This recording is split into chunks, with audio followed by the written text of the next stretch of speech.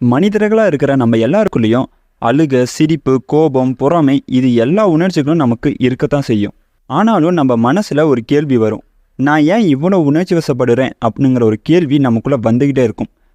இந்த கேள்விக்கான பதிலாக நான் 8 காரணங்கள் சொல்ல போகிறேன். அந்த 8 காரணங்களை நீங்கள் ஏதாவது ஒன்று பின்பற்றிட்டு இருந்தீங்க அப்படின்னா நாம் ஏன் அதிகமாக உணர்ச்சி வசப்படுறோம் அப்படின்னு நீங்கள் சுலபமாகவே கண்டுபிடிச்சிடலாம். இது உங்கள் சர்வே மைண்ட் சேனல்.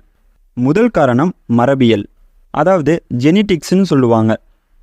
இப்போ உதாரணத்துக்கு நம்ம அப்பாவை நம்ம எடுத்துப்போம். அவருக்கு ஒரு கோபம் அதிகமாக வரக்கூடிய ஆளாக இருந்தார் அப்படின்னா நமக்கும் அந்த கோபம் வரும்.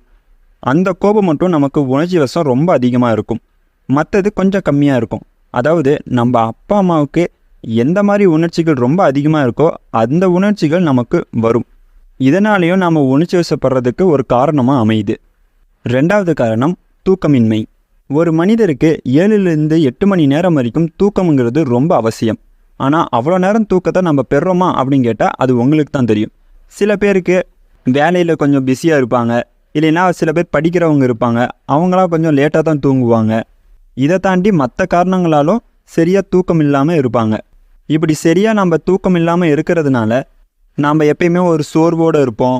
ஒரு வேலையை ஒழுங்காக நம்மளால் ஃபோக்கஸ் பண்ணி கூட செய்ய முடியாது. ஏன்னா நம்ம சரியாக தூங்கலை.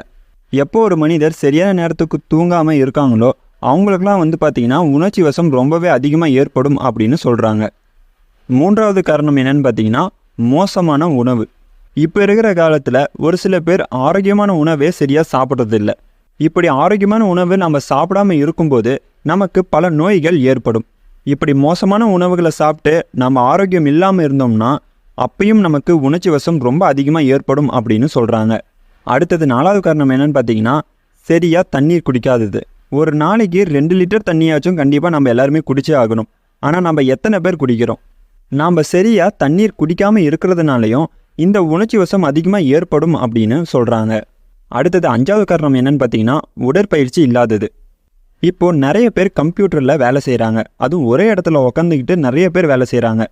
இப்படி ஒரே இடத்துல உட்காந்து வேலை செய்கிறவங்களுக்கு கண்டிப்பாக உடற்பயிற்சிங்கிறது ரொம்பவே அவசியம்தான். ஆனால் ஒரு சில பேர் தான் அந்த உடற்பயிற்சிங்கிறது செய்கிறாங்க, ஒரு சில பேர் சுத்தமாக உடற்பயிற்சி செய்கிறதே இல்லை. அப்படி செய்யாத போதும் நமக்கு உணர்ச்சி வசம் ரொம்ப அதிகமாக ஏற்படும் அப்படின்னு சொல்கிறாங்க. அடுத்தது 6வது காரணம் என்னென்னு பார்த்தீங்கன்னா மனநல பிரச்சனைகள். அதாவது இது பார்த்திங்கன்னா நம்ம ஏதோ ஒரு இடத்துல பதட்டம் அடைகிறதா இருக்கட்டும், இன்னொரு வீடு விட்டு இன்னொரு வீடு குடி போகிறதா இருக்கட்டும், இல்லை வேறு நகரத்துக்கு இல்லை வேறு நாட்டுக்கு போகிறதா இருக்கட்டும், அப்படிலாம் போகும்போது நமக்கு ஒரு மன வருத்தம்ங்கிறது ஏற்படும். இப்போ உதாரணத்துக்கு நம்ம ஒரு வேறு நாட்டுக்கு போகிறோன்னு வச்சுக்கோங்களேன். நம்ம அங்கே போய் நம்மளோட ஃபேமிலியை பற்றி நம்ம யோசிப்போம், திங்க் பண்ணுவோம், அப்புறம் நம்ம ஊரை பற்றி நினைப்போம். இப்படிலாம் நம்ம நினைக்கிறதுனால நமக்குள்ள அளவுக்கு அதிகமான உணர்ச்சி வசம் ஏற்படும் அப்படின்னு சொல்கிறாங்க. உணர்ச்சி வசம்ங்கிறது கோபம் மட்டும் இல்லைங்க. நாம் அதில் சொன்ன மாதிரி அழுக, பொறாமை, சிரிப்பு இதெல்லாம் கலந்தது தான் உணர்ச்சி வசம். அடுத்தது 7வது காரணம் என்னென்னு பார்த்தீங்கன்னா மன அழுத்தம். எதையாவது நினச்சி ஆழமாக நம்ம நினச்சிக்கிட்டே இருப்போம், அது மூலமாகவும் உணர்ச்சி வசம் ஏற்படும். இப்போ உதாரணத்துக்கு இப்போ ஒருத்தர் வேலைக்கு போயிட்டுருக்காருன்னு வச்சுக்கோங்களேன். அவர் திடீர்னு பழைய ஞாபகங்கள்லாம் நினச்சி பார்க்குறாரு. நம்ம ஸ்கூலில் எப்படி இருந்தோம், நம்ம ஃப்ரெண்ட்ஸ் கூட எவ்வளோ ஜாலியாக நம்ம பேசி விளையாண்டுக்கிட்டு இருந்தோம், அதெல்லாம் அவர் நினச்சி பார்க்கும்போது அவருக்குள்ள உணர்ச்சி வசம்ங்கிறது ஒன்று ஏற்படும். அது அழுகையாக இருக்கட்டும், சிரிப்பாக இருக்கட்டும், கோபமாக இருக்கட்டும், பொறாமையாக இருக்கட்டும், ஏதோ ஒன்று கண்டிப்பாக ஏதோ ஒரு உணர்ச்சி வசம் ஏற்படும். அதாவது பழைய விஷயங்களை நாம் அதிகமாக நினச்சி பார்க்கும்போது இந்த உணர்ச்சி வசம்ங்கிறது ரொம்ப அதிகமாக ஏற்படும். அடுத்தது 8வது காரணம் என்னென்னு பார்த்தீங்கன்னா சரியான சூழலில் நம்ம வாழாமல் இருக்கிறது. இப்போ நம்ம வில்லேஜ் சைடில் இருக்கிறதுக்கும் சிட்டி சைடில் இருக்கிறதுக்கும் நிறைய வித்தியாசங்கள் இருக்குது. இப்போ வில்லேஜ் சைடுன்னு பார்த்திங்கன்னா நமக்கு இயற்கையான காற்று கிடைக்கும், இயற்கையான உணவுகள் கிடைக்கும், எந்த ஒரு சத்தமும் இல்லாமல் ஒரு நல்ல அமைதியான ஒரு உணர்வு நமக்கு கொடுக்கும். இதுவே சிட்டி சைடுக்கு வந்துட்டிங்கன்னா நிறைய வண்டிகள் ஓடும், அதிலிருந்து வர புகைகள் நம்ம மேலே அடிக்கும், அதை நம்ம சுவாசிப்போம்.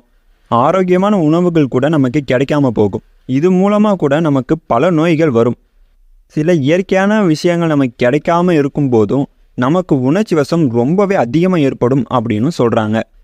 இந்த காணொலியில் நான் 8 காரணங்கள் சொல்லியிருப்பேன். இந்த 8 காரணங்களை நீங்கள் ஏதாவது பின்பற்றீங்க அப்படின்னா கண்டிப்பாக நீங்கள் உணர்ச்சி வசப்படுறதுக்கு அதுவாக தான் காரணமாக இருக்கும். அதே மாதிரி நம்ம சேனலில் மோட்டிவேஷன்னா என்ன, நாம் சோஷியல் மீடியாவில் அடிக்ஷன் ஆகிறதுக்கு என்னென்ன காரணங்கள், கோடீஸ்வரர்களோட 3 பழக்கவழக்கம் என்ன, நம்மளோட லேசினஸை எப்படி அவாய்ட் பண்ணுறது, இந்த மாதிரி பல காணொளிகளை நம்ம சேனலில் பதிவிட்டிருக்கேன். பார்க்காதவங்க கீழே டிஸ்கிரிப்ஷனில் லிங்க் கொடுக்குறேன், கண்டிப்பாக பாருங்கள். இந்த காணொளி உங்கள் நண்பர்களுக்கும் உறவினர்களுக்கும் பகிருங்க, அவங்களுக்கும் இது உபயோகமாக இருக்கும். மீண்டும் மற்றொரு காணொளியில் சந்திப்போம். இது உங்கள் சர்வேமேன் சேனல். நன்றி, வணக்கம்.